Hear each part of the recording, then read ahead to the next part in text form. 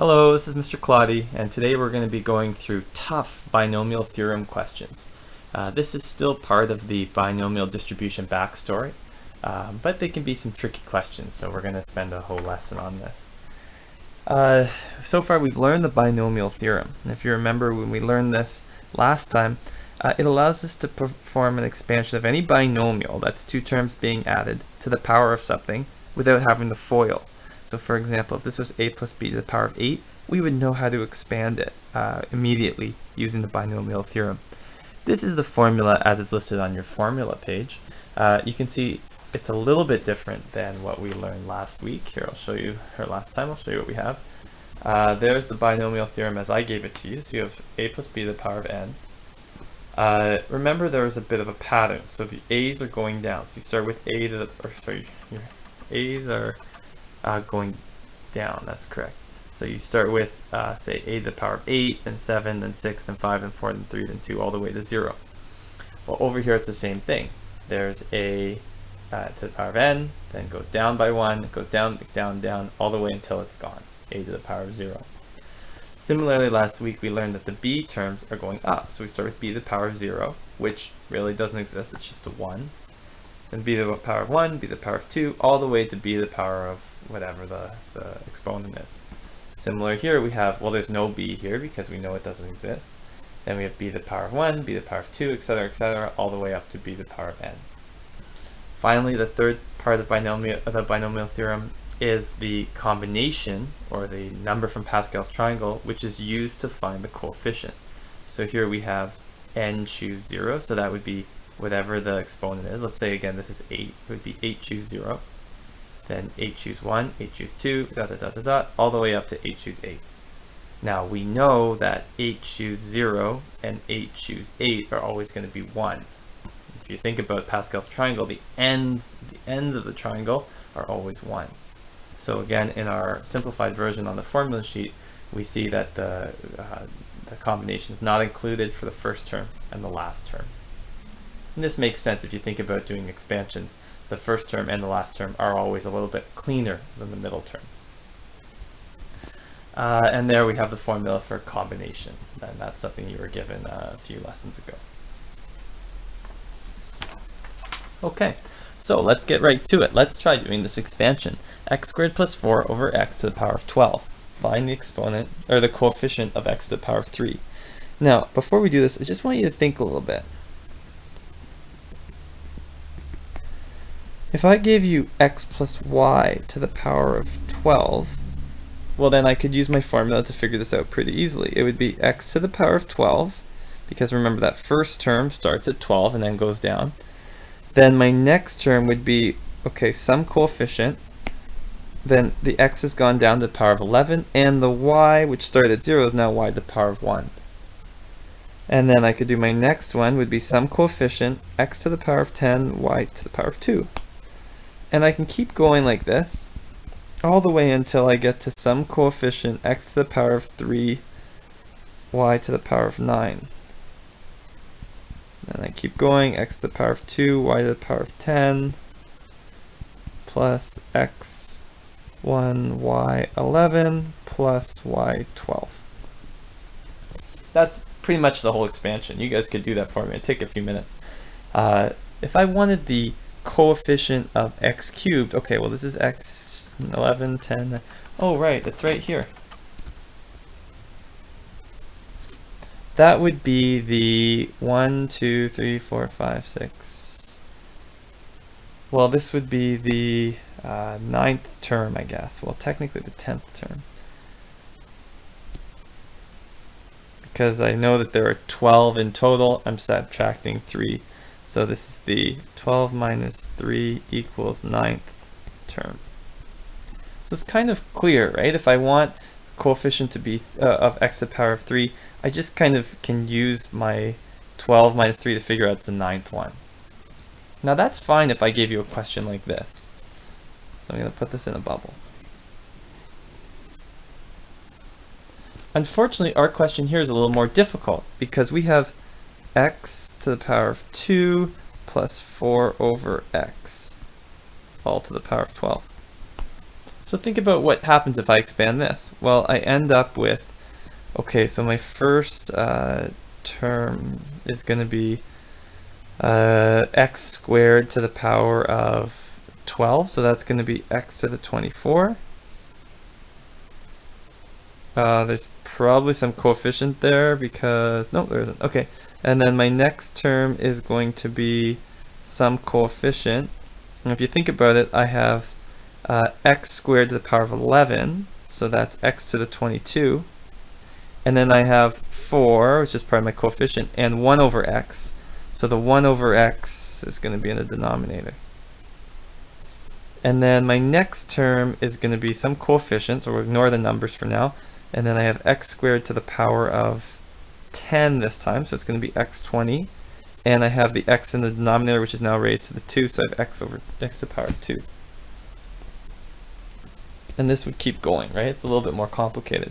If I simplify it, I get x to the 24 plus some constant, and then x to the 21 plus some constant, and then x to the 18. And this keeps going. I want you to appreciate how this question is more difficult than this question. This one, it's very easy for me to figure out where the x to the 3 term is. This one is not so easy because it's not following the same kind of pattern where things increase and decrease by 1. I see the x's are decreasing by 3. So I'm just going to write out, it is difficult to figure out which term has x cubed. So for questions like this, where you have a more difficult binomial expansion, you're just trying to find out a single term, well, there's a strategy we use which is called the general term. Now, if you look at the binomial expansion, or binomial theorem, the general term is actually given to you right here. They gave it to you in the IB formula. I'll write it out right here. T to the r plus 1 is equal to n choose r, a to the n minus r, b to the r. Just remember, r is the term number. Therefore, we can find the term, find any term of the expansion. So if I can figure out this general case, then I can use it to find term number 1, term number 2, term number 8, whatever you like. And this is just the form where we're using n, which is the exponent, and r is the term number. So term 0, term 1, term 2, term 3, etc. Okay, so let's, for this question that we were just given, let's jump down here. So let's find the general term. So let's write out that formula. T r plus 1 is equal to n choose r, a to the n minus r, b to the r. Okay, well, I don't know. There's a lot of letters there. There's very few numbers. Let's just think a bit. So if we go back, a is the first term in my binomial. So a in this case is x squared. I think we can agree that that's true. B is going to be 4 over x. So far, so good. We know n is the exponent, so n is 12. And just to remind you, r is the term number, which in this case, we don't know what it is, right? We know that it's not like this first example, it's more difficult. So it's going to be somewhere along the line. It's going to be term number 7, 8, or something like that. So let's fill all this information into this general case formula we have here. So it is going to be 12 choose r. Then we have x squared to the power of 12 minus r. And then we have 4 over x to the power of r. Okay, can't do much with 12 choose r, so I'm going to have to leave that. x squared to the power of 12 minus r. Well, that's just the exponent law stuff. And if you want, I can write out a reminder here. You have your exponent laws. So you have a to the power of m to the power of n is equal to a to the power of m times n. So in this case, it's going to become x to the power of 2 times 12 minus r. And this r gets distributed to both the numerator, so 4 to the power r, and x to the power of r. Wow, this is getting very crazy now, so let me be careful. Okay, this is going to be 12 choose r, x to the 24 minus 2r.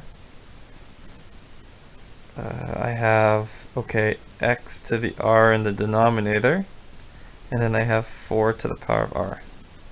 I know you're thinking, why are we doing all this? It looks crazy, but just bear with me.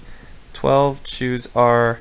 Now, another exponent law here. I have x to the 24 minus 2r, then r in the bottom. If you remember that exponent law, that is a to the power of m over a to the power of n is equal to a to the power of m minus n.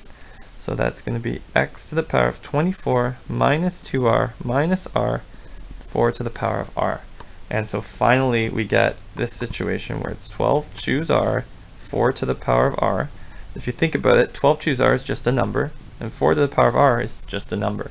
And then I have x to the power of 24 minus 3r. That is the general term.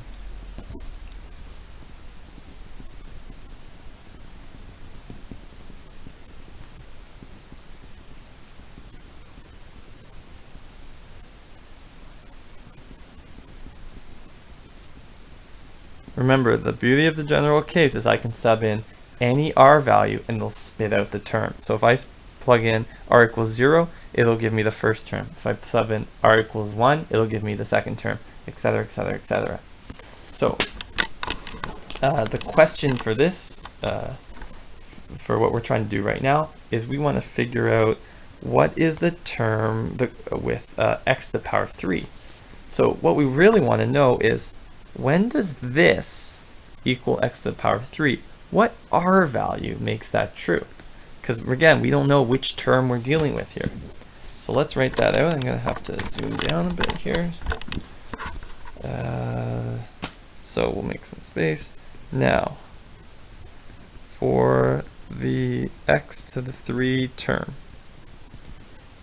for what value of r does x to the 24 minus 3r equal x to the power of 3? Remember, this is the beauty of the general term. I want to find, all my x's are here, so I want to find out the x cubed term, so what r is going to make that true? Now, hopefully you remember from exponents, if our bases are the same, I can set the exponents equal to each other. Make a little note there, that's the same base rule. Then I'm going to bring 3r to the other side, bring 3 here, so I get 21 is equal to 3r, so I get r is equal to 7. Therefore, r equals 7 gives us the x to the 3 term. So this goes back to that problem we had at the beginning. How do I figure out which term number it is? Here it was easy, but for this one's a lot tougher because the x is in the numerator and denominator. But we figured it out. We now know that r equals 7 gives us the term. Gives us the term with x cubed. So now I can go to my general case, plug in r equals 7, and it'll spit out the correct answer.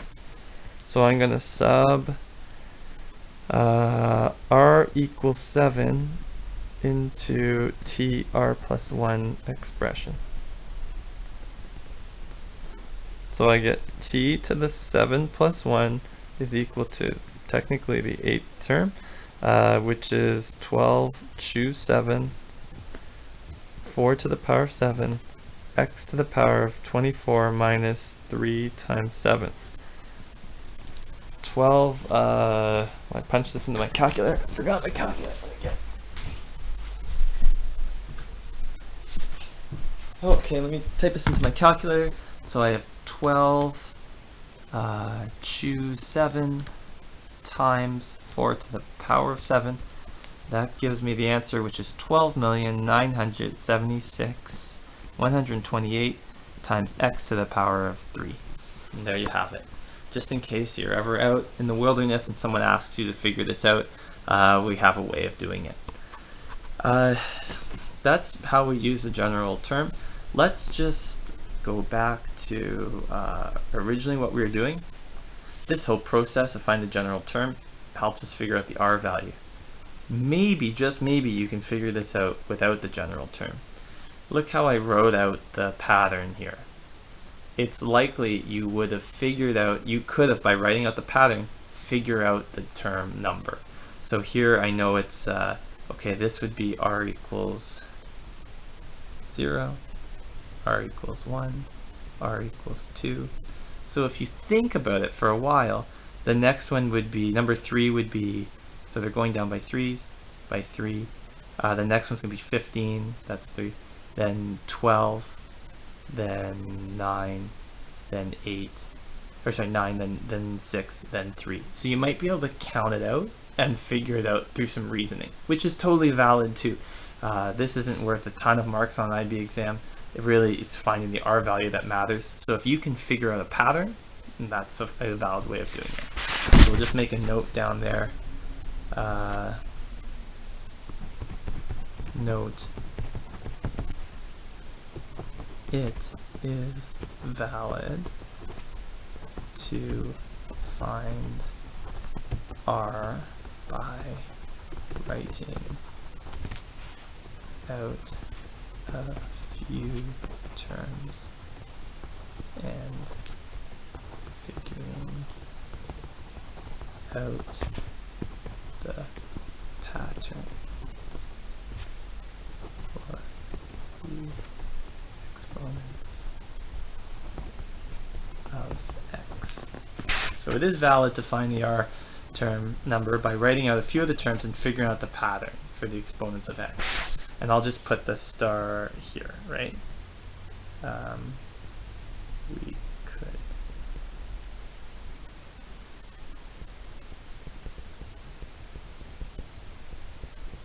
could write out more terms. So just to kind of connect those ideas there. I do like the general term technique because it's very robust. It's very reliable if you do it correctly. The reason that students have problems with this topic is because of some of the exponent law rules. They're a little rusty, and they make some silly mistakes, and it messes up the rest of the question. So make sure you're very careful with your algebra, but I do find that this is a very robust method. Let's do part B, I guess, since we're still here. Find the constant term. Okay, well, what does constant term mean? Constant term means that x is to the power of 0. For the constant term,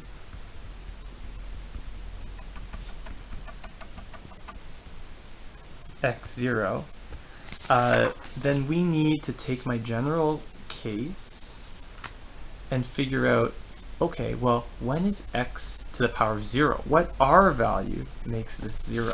So again, now that we've done all the work, it's actually pretty easy. X to the 24 minus 3r is equal to x to the power of 0. I can set the bases, or the bases are the same, so I can set the exponents equal. Then I end up with 24 is equal to 3r, r is equal to 8. So now I know it's the r equals 8 term.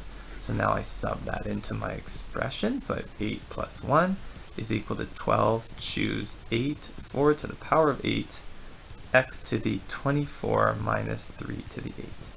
And when I do all that math, I can show you here, I have 4, choose, oh, what am I doing? 12, choose 8, which is 495.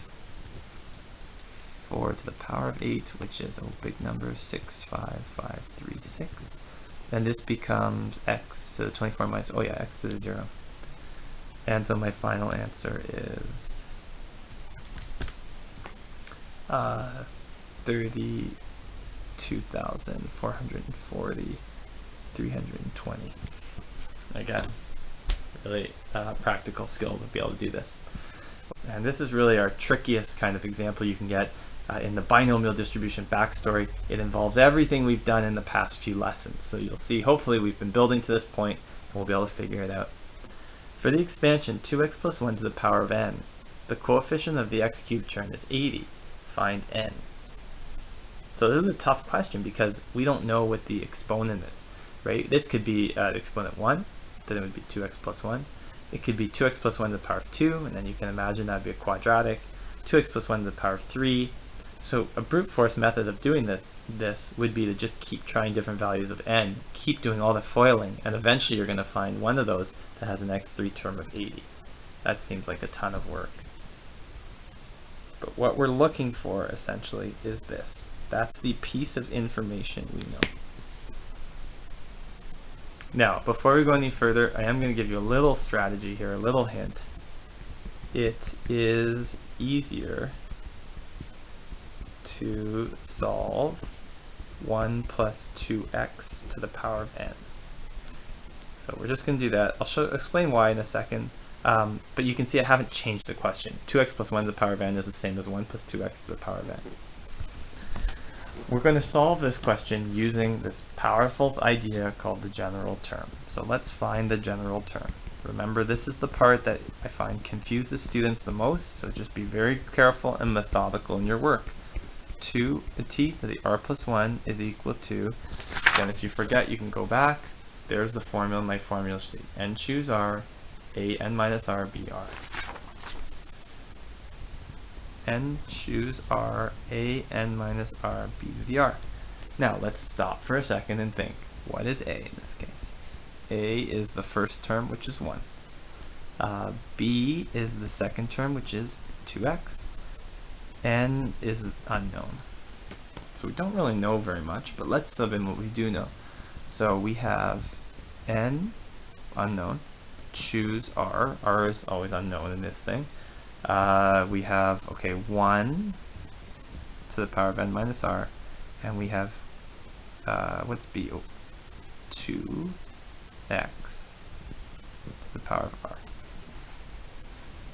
Now, 1 to the power of anything is just 1. And you can see this is why we chose to rearrange the question and put the 1 first. Because this more difficult exponent, n minus r, well, when I have a 1 to the n minus r, the whole thing just disappears. If I had put the 2 to the x here, I'd have 2x here. I'd have 2x to the power of n minus r. It would be complicated. But by putting the 1 here, it disappears. So watch how this simplifies now. N choose r, then I have 2x to the power of r. And if you want to expand this, you end up with n choose r, 2 to the power of r, x to the power of r. Now, again, looks like just letters. It doesn't look like any information. But that is our general term. And remember what we're trying to find. We know that we're looking for an 80x cubed term. So we know all of this, which is all just a number, right? N choose r is a number, 2 to the r is a number. We know this is going to equal 80 when this is equal to x cubed. Well, that's a really useful piece of information because now we know that the term number we're looking for is r equals 3. So we know for r equals 3, n choose r to the power of r has to be 80. Again, look at what we did. We said this has to be x to the power of 3 when this is equal to 80. So this is equal to 80 when r equals 3, so then I have n choose 3, 2 to the 3 is equal to 80. Now, I think your spider sense is telling you this is probably going to be solvable because now we only have one unknown. I filled in my r, right? We already know what the r is. I know this is equal to 80, so now it's just math. Difficult math, but math. I have n choose 3, 2 times 2 times 2, which is 8. 88. Okay, so now let me divide both sides by 8. So I'm going to get n choose 3 is equal to 10. Great. Now, kind of stuck because this is a combination. Oh wait, I have a formula for combination. N choose R. Do you remember from the first backstory lesson? That's n factorial over r factorial times n minus r factorial. So let me write that out. This n choose 3 is n factorial over 3 factorial divided by n minus 3 factorial. And that's equal to 10 still. And now hopefully you're glad we spent all that time learning about factorials, because this is going to be, if you remember, n factorial is really n times n minus 1 times n minus 2 times n minus 3 times n minus 4 times, and that would go on forever. In the denominator, we have, okay, well, 3 factorial is 3 times 2 times 1. I like that one. And n minus 3, well, that's going to be, let me put a big thing here. It's going to be n minus 3, right, times the number before it. Well, the number before n minus 3 is n minus 4. And then n minus 5, and then etc., etc. And that's all equal to 10. Now, hopefully you see something here that's good. This n minus 3, etc., etc., etc., and that n minus 3, etc., etc., etc., those are the same. Those are both in the numerator and denominator, so these divide out. So I'm left with n minus 1, n minus 2, over 3 times 2 times 1 is 6 is equal to 10. And now suddenly our world is a lot easier to understand. This is just polynomial math now. 6 times 10 is 60. And then, okay, let's go up just so we have a bit more space up here. So I'm going to go up here. So now if I expand here, I get n squared minus n times n minus 2 is equal to 60. Okay, now let's FOIL. So I'm going to have n cubed minus 2n squared minus n squared, and then plus 2n is equal to 60.